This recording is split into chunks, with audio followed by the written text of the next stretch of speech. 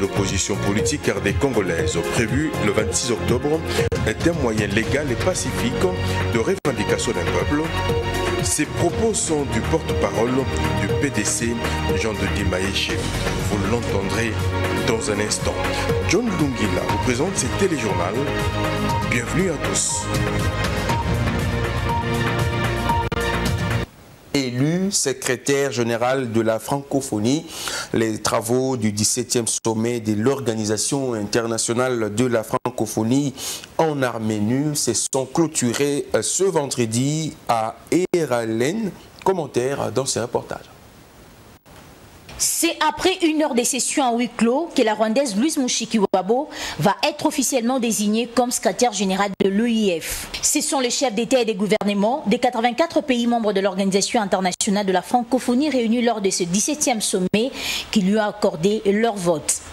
Cela après le retrait de la candidature par le Canada de Michael Jean, secrétaire générale sortante de l'OIF. Rappelons que l'Organisation internationale de la francophonie a été créée en 1970. Elle compte 58 pays membres et 26 observateurs qui parlent la langue française. L'OIF compte également des observateurs qui ont des liens culturels ou historiques avec la France. La République démocratique du Congo a été représentée à ce 17e sommet par son Premier ministre, Bruno Tshibala. Le thème retenu pour ces travaux était « Vivre ensemble dans la solidarité, le partage des valeurs humanistes et le respect de la diversité, source de... » Inclusive, démocratique, transparente qui inspire confiance sans la machine à voter.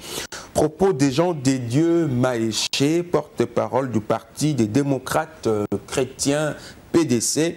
Pour lui, la marche de l'opposition du 26 octobre est un moyen légal et pacifique de revendication de tout un peuple. Il en appelle à la vigilance. Il l'a dit au cours d'une interview accordée à Congo. L'opposition congolaise exige l'impression de bulletins manuels conformément à l'accord de la Saint-Sylvestre et au calendrier publié par la CENI. D'où la nécessité selon elle de la marche du 26 octobre prochain. Selon Jean-Dédié Maéché, cette marche sera une nouvelle occasion pour l'opposition congolaise de réarmer moralement et psychologiquement le peuple congolais. On veut de bonnes élections, des élections inclusives, des élections qui inspirent quand même la confiance. On ne peut pas aller aux élections pendant que il y a l'accord de la Saint-Sylvestre, par exemple, qui n'est pas respecté et qui n'est pas appliqué. Il y a aussi, et d'ailleurs je vais dire, Nanga avec son arrogance qui veut nous imposer la machine à voter. La machine à voter qui n'a aucune base juridique. Et c'est pourquoi il y a des marches qui sont prévues. D'ailleurs, c'est des moyens légaux. Il y a un meeting qui aura lieu au Katanga demain.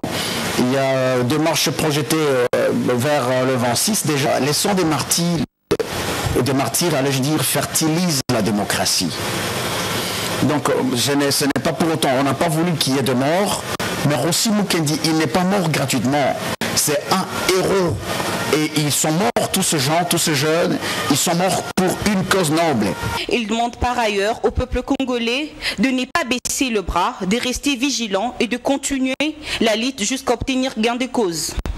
Car, dit-il, abandonner, c'est cracher sur la mémoire des martyrs. S'agissant du meeting... Et puis le chef de l'État, Joseph Kabila, invite les jeunes à rester soudés autour de sa vision pour l'émergence de la République démocratique du Congo, mais également à s'impliquer dans la révolution qui a porté la jeunesse au pouvoir. Ce message a été apporté au comité national de la Ligue des jeunes du PPRD par son directeur de cabinet, le professeur Némi Mwilania. C'était dans la soirée de ce jeudi. Jean-Paul Moubiaï. Le message du chef de l'État. C'est un message de réconfort que le chef de l'État congolais, Joseph Kabila, adresse à ses lieutenants par le truchement de son directeur de cabinet, Némi Mwilania. Ici, il est essentiellement question à la veille des élections très attendues au pays, de l'accompagnement de la Ligue de jeunes en tant que fer de lance du parti présidentiel. Ces jeunes doivent faire confiance au président de la République et donc lui au pouvoir, c'est toute la jeunesse qui est au pouvoir. Il a démontré qu'il était capable de créer un véritable élan, n'est-ce pas, de réunification du pays, de reconstruction du pays et de démocratisation du pays. Et donc, ceux qui sont ici, les uns s'appellent des maçons, les autres s'appellent des soldats, elle est au pouvoir, demain elle sera encore au pouvoir et plus rien ne se fera sans elle. Somme toute, ces jeunes Congolais sous la direction des Papi Pungu Pepele sont résolument engagés dans la protection des acquis de la démocratie restaurée par Joseph Kabila, visionnaire et initiateur du PPRD. C'est par une visite guidée des bureaux de la Ligue que la séance de travail entre le professeur Némi Moulagna et le comité national de la Ligue des jeunes du Parti du Peuple a été clôturée sous une note de satisfaction. Sans que de jeunes Congolais en général, le lancement officiel de son programme intitulé « Nos droits, nos vies, notre avenir » a vécu ce jeudi à Kempeski Hotel. Suivez. Aujourd'hui, c'est O3 qui prend la vedette dans un pays francophone. Nos droits, nos vies, notre avenir, que j'ai l'honneur de lancer officiellement aujourd'hui, est une matérialisation de l'engagement ministériel que le gouvernement de notre pays a signé à Cap Town, en Afrique du Sud, en décembre 2000. Le lancement du programme initié par l'UNESCO traduit, a dit Abdourahmane Diallo, la détermination du système des Nations Unies à contribuer efficacement dans l'épanouissement de la jeunesse de la République démocratique du Congo. Ainsi, l'UNESCO attend-elle de son initiative, notamment l'adoption d'attitudes de valeurs, ainsi que la diminution des violences dans les milieux scolaires. En définissant ces stratégies, l'UNESCO espère qu'en fonction des contextes, les résultats probants seront atteints tels que la prévention accrue du VIH et des autres infections sexuellement transmissibles, un recours plus fréquent au dépistage volontaire et anonyme et un accès facilité au traitement antirétroviral, une diminution des grossesses précoces et non désirées, l'adoption d'attitudes, de valeurs et de comportements induisant des relations saines et respectueuses, la diminution de la violence et du harcèlement en milieu scolaire. Ce programme bénéficie conjointement de l'appui du Royaume de la Suède et d'autres partenaires comme l'UNFPA. Son lancement ce jeudi 11 octobre au Fleuve Congotel a coïncidé avec la Journée internationale de la fille. Qui changera l'expérience de son avenir. Cette activité rentre dans le cadre de la Journée internationale de la jeune fille célébrée chaque 11 octobre. Suivez. Nous sommes dans un monde où aujourd'hui toute génération de filles se prépare à entrer dans un monde du travail en rapide mutation, transformé notamment par l'innovation et l'autonomisation. C'est dans ces contextes que Bijou Banière, co-présidente du mouvement Inspiration, a organisé cette activité dans le but d'apprendre à la jeune fille comment se valoriser dans la société d'une manière ou d'une autre par ses compétences. On est en train de bâtir le Congo. Et le Congo se bâtit maintenant, ça ne se bâtit pas demain. Donc cette jeune fille-là, qui nous nous adressons, que nous avons fait déplacer jusqu'en cellule, c'est pour qu'elle prenne conscience que c'est par elle que le Congo va briller, va rayonner demain. Donc le développement du Congo, le futur du Congo est sur leurs épaules, ça s'assoit sur eux. Donc on voudrait qu'elles le comprennent, qu'elles en prennent conscience et qu'elles prennent des décisions en fonction de cette prise de conscience. Le projet est déjà, je pourrais dire, élargi parce qu'on descend dans les écoles. Donc ici, c'est juste une action ponctuelle, mais on est très impliqué. On arrive, le pays arrive à la meilleure de leur donc il y a toute une partie de la race, la société, les filles qui ne sont pas.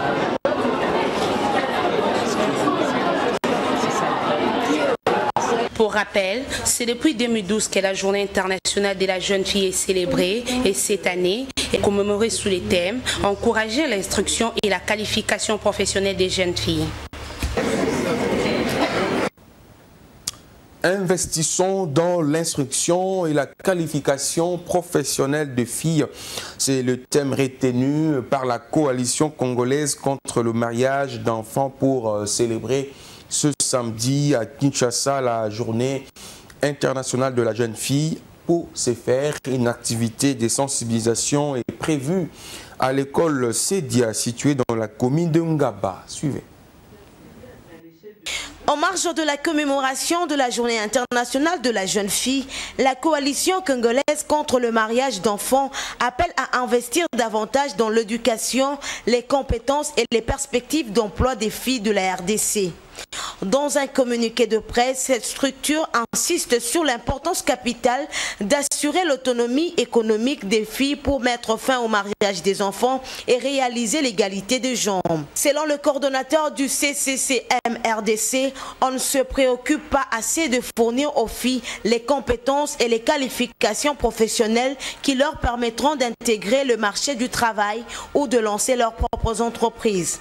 Pour François Mukondila, plus de 3/4 des jeunes du monde qui n'ont pas d'emploi et ne fréquentent pas un établissement d'enseignement sont les filles. Ce document rappelle que chaque année, 12 millions de filles sont mariées avant l'âge de 18 ans et sont ainsi privées de leur droit à l'éducation, à la santé et à la vie de leur choix. En RDC, 43% des femmes âgées de 25 à 49 ans étaient déjà en union avant d'atteindre l'âge de 18 ans, selon les données de l'enquête démographique et santé du ministère du Plan et du ministère de la Santé. Ici est de noter que la CCCM-RDC organise... Et dans le reste de l'actualité, le magistrat des cours d'appel et des tribunaux des commerces de la ville de Kinshasa ont fait une restitution de la formation accuse ce dernièrement en 3 OADA. Cet atelier est organisé par l'ASBEL Les Amis des l'OADA. s'est tenu ce vendredi au cercle de Kinshasa dans la commune de la Gombe. Objectif, créer des effets multiplicateurs sur les enseignements reçus. Embrasse Mamba. Il s'est agi au total de 4 formations reçues en août et septembre dernier. Ces magistrats des cours d'appel et des tribunaux des commerces de la capitale ont vu leur capacité être renforcée sur les droits des sociétés ainsi que sur les procédures simplifiées de recouvrement et voies d'exécution. Le président de la Commission nationale OADA, le professeur Roger Massamba, s'en félicite. Après avoir reçu une formation, il est bon que les participants au séminaire de formation puissent restituer, dire ce qu'ils ont compris, les difficultés qu'ils ont éprouvées, et également faire une synthèse des matières reçues. Cette synthèse sera partagée à leur milieu respectif, auprès de leurs collègues.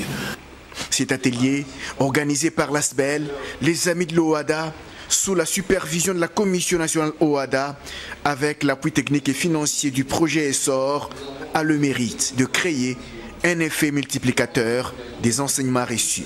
Il faut vraiment retenir qu'il y a une structure privée, donc flexible, qui désormais accompagne l'OADA dans l'accomplissement de sa mission de mise en œuvre du droit uniforme en RDC.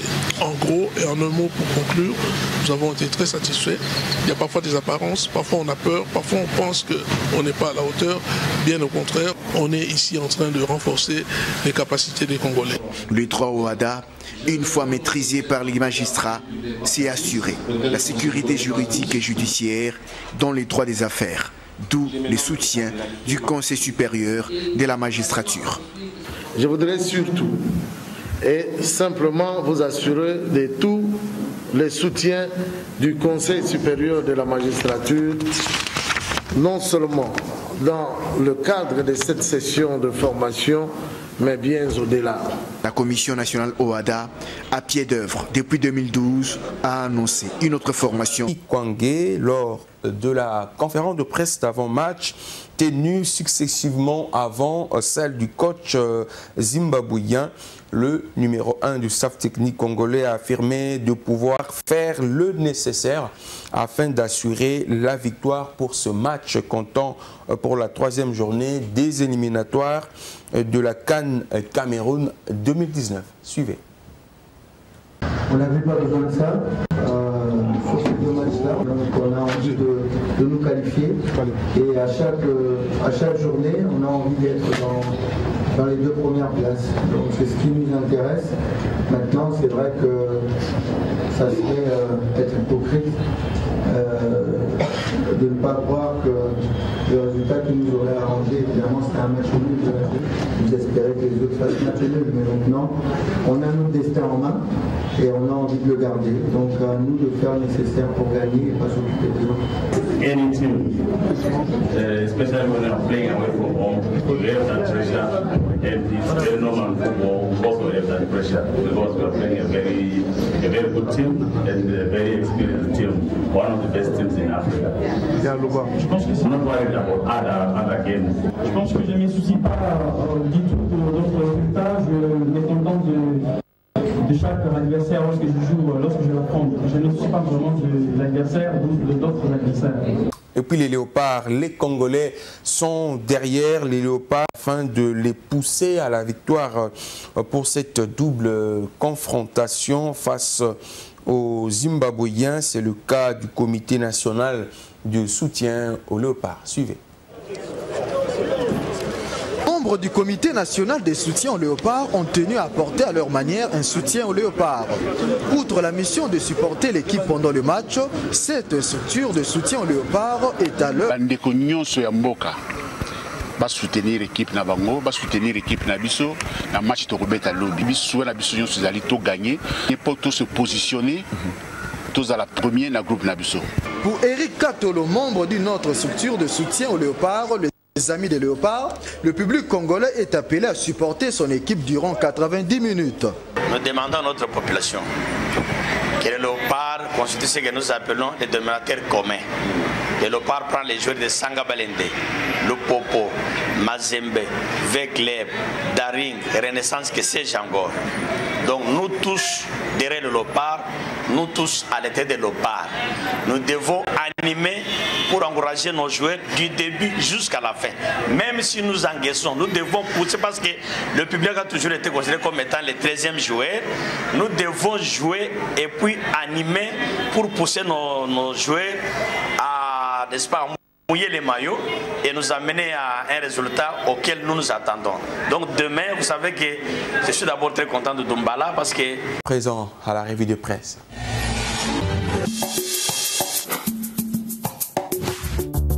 Bonsoir. Bras de fer opposition Sini, la bataille s'invite dans la rue, titre les nouvelles du Congo.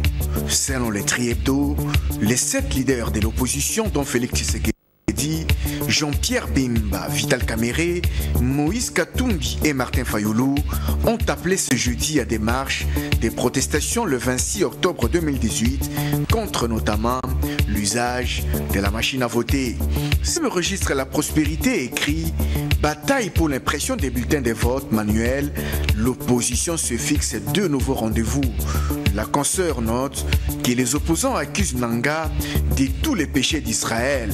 Dans une déclaration, les opposants se disent ahuris de constater que le président de la CENI aurait, lors de la dernière rencontre, affiché une attitude pour le moins conciliante.